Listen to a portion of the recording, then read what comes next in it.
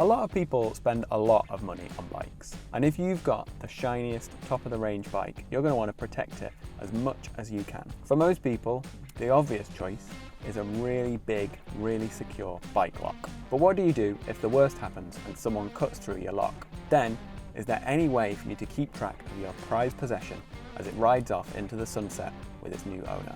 That's something I was always worried about, and then I found this little gadget. It's a 3D printed attachment that fits seamlessly onto any bike, and you can unscrew it, pop an AirTag in, screw it back in place, and anyone walking past will think it's just any other reflector. That means that from your smartphone, you can keep track of your bike wherever it is.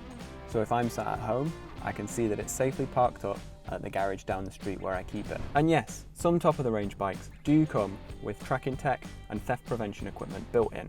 But if you're riding around on an old-fashioned analog bike and you just want to know that it's safe, a $10 accessory like this is a really great move to make.